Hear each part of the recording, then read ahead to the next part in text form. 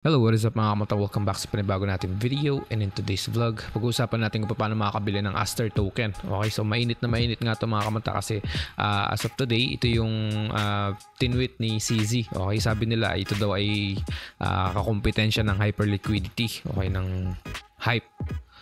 Okay, so yeah, so let's proceed na. But first of all, this is not financial advice and trade at your own risk kung gusto niyo mag-ape in mga kamata. Okay, so yeah, punta tayo dito sa sa homepage niya. So pag click nyo ng link dyan sa description sa baba or dyan sa comment, okay, pwede nyo i-download yung app sa cellphone nyo, pero medyo mahirap tinesting ko kanina, mahirap sa cellphone, pero try nyo din basta may MetaMask kayo. Okay, kasi sa MetaMask yung pinakamadali. Tinry ko sa Phantom, medyo mahirap. Okay, so sa MetaMask ang ginawa ko. So sa mga walang MetaMask dyan, manood kayo sa YouTube kung paano magkaroon ng MetaMask. Okay, madali lang naman yan, yung extension nya. Okay, ilalagay nyo yung extension dyan sa desktop nyo or sa PC nyo. Okay, so once na meron na kayo MetaMask at nandito na kayo sa link, okay, ng asterdex.com. Okay, meron na rin kayo MetaMask. Make sure nyo lang mga kamata na meron ng fund. Okay, may BNB fund at the same time merong MetaMask. So paano naman natin Ethereum, okay? So paano naman natin lalagyan na yan ng pera? Okay, so yeah, marami namang tutorial sa YouTube. So hindi ko na iisa-isahin. Basta ang ginawa ko lang is pumunta ako sa OKX wallet ko or MEXC. Meron ako doon. May fund ako doon, and then meron akong Ethereum. Tin-transfer ko siya dito sa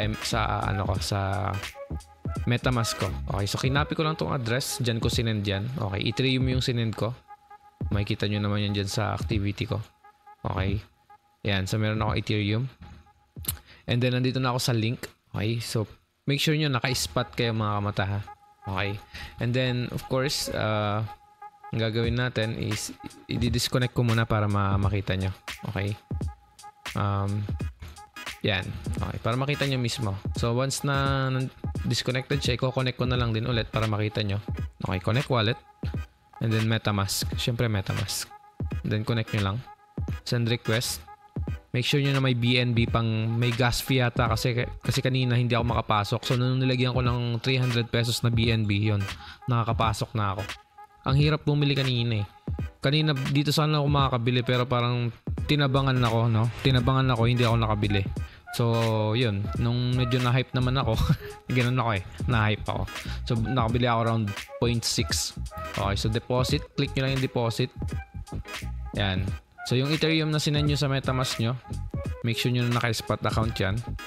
Okay, yan, Ethereum. Click nyo Ethereum. Tapos i-max nyo lang or mag-iwan kayo ng konti o mga pang gas fee kasi may gas fee din yan sa sa MetaMask. Okay, so halimbawa meron tayong Ethereum dyan. Okay, sabihin na natin ibibili tayo ng around 1 Ethereum. I-deposit natin. So i-deposit nyo lang. Click deposit and then confirm. Once deposited mga kamata, no? Wait kayo ng mga 5 minutes bago siya mag-appear. Okay, and then refresh nyo lang kasi medyo matagal talaga. Okay, so once na pumasok na siya dito, magiging available na dito. Okay, palitan nyo muna to Aster USDT. Palitan nyo muna yan ng Ethereum kasi yung Ethereum nga yung pinasok nyo, 'di ba? Tapos ibenta nyo. Ayan, makita nyo nag-sell ako dyan. Ito yung transaction ko dyan mga kamata. Okay, pag swap ko ng USDT, okay, yung Ethereum ko binenta ko, ginawa ko siyang USDT. Okay, after kong ginawa USDT yan, bumili na ako ng Ethereum. So, ganito lang yan. So, halimbawa, yung Ethereum nyo, okay, meron na kayong Ethereum, no? Isa-sell nyo siya. Okay, i-max nyo siya. Okay, punta nyo doon sa dulo. Tapos, yan, deposit. I-sell nyo siya, sell. So, kapag na-sell nyo na siya, mag-buy naman kayo ngayon, palitan nyo to. Okay, yung USDT nyo, ibibili nyo siya ng Aster. Okay. Partner kasi yan. Wala kasing Aster Ethereum. Kung may Aster Ethereum, okay, / Ethereum, makakabili kayo directly from Ethereum. Pero dahil wala, kailangan muna natin ibenta yung Ethereum natin into USDT bago tayo makabili ng Aster token. So ayan, click nyo na yung Aster. Okay, ayan, hindi kayo pwede mag-limit dyan Ay, pwede pala ito. Pwede kayo mag-limit, sorry. Pwede kayo mag-limit. Market na kasi ako para mas mabilis, no? Mas mabilis yung trigger effect niya. So, mas mabilis yan. So, wag nyo na muna kung nalilito kayo dito. Okay, sa market. And then, buy. Max nyo lang ulit. Yan, max. Tapos, buy. Yan, insufficient na ako kasi nakabili na ako kanina. So, yun lang, ganun lang kasimple mga kamata bumili ng Aster token. Medyo komplikado siya. Siguro try ko gawan to ng video ng step by step, as in step by step from paggawa ng MetaMask to kung paano maglagay ng Ethereum sa MetaMask.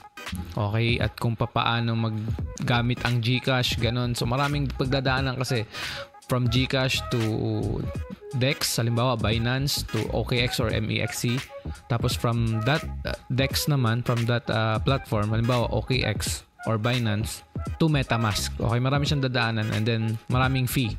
And then to MetaMask, papasok mo siya dito sa Aster link. Okay? And then pagkapasok mo dito sa Aster website, magde-deposit ka na. Okay, i-connect mo muna yan. And then yun pa pala, may BNB pa. Kasi yung BNB, yun yung magiging fee niya. Okay, para mas convenient siya, mas mabilis, okay, mas maganda, and mas mabilis matrigger. So ngayon, kailangan ko siya balak i-sell.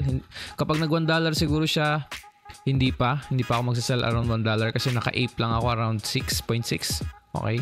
Pag bumagsak naman, okay lang kasi hindi naman to para kumita, no?